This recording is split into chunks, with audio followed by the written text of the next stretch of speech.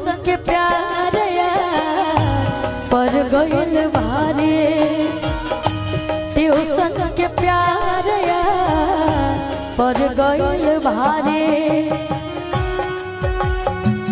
छोड़ के न जाओ पिया, छोड़ के न जाओ पिया, तुझको मैंने ये दिल दे दिया, तुझको मैंने ये दिल दे दिया।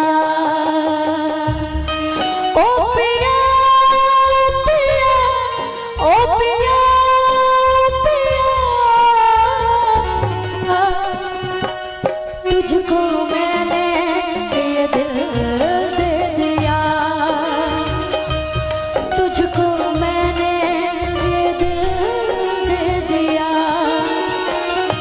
ट्यूशन के प्यार पर गइल भारी, ट्यूशन के प्यार पर गइल भारी।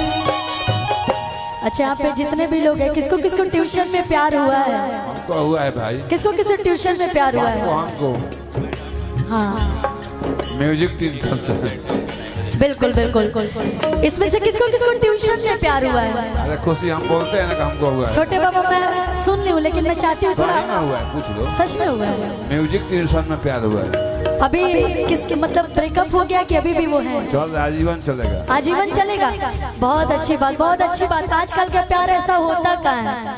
आज का प्यार ऐसा होता है ना कि पहले लोग पागल बुलाते हैं प्यार से, फिर पागल करते हैं और फिर पागल बना के छोड़ देते हैं। सही बात।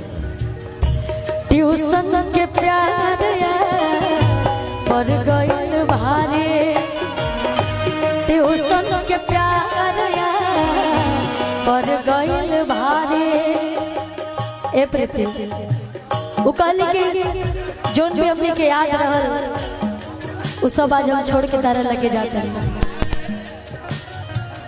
फोटो छिपा के रखत रही किताब में, रही किताब में, हो रही किताब में, चेहरा न भूल पाए आई वो ख्वाब में, अब तो ख्वाब में, हो अब तो ख्वाब में।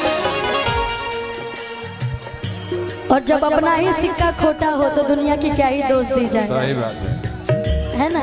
हमेशा दुनिया की दोष नहीं दी जा सकती। जब अपना ही बेवफा है तो दूसरे को क्या ही दोष दे सकते हैं। लेकिन प्यार के दुश्मन भाई, प्यार के दुश्मन भाई बा दुनिया सारे, ट्यूशन के प्यार पर गइल भारी, ट्यूशन के प्यार पर गइल भारी।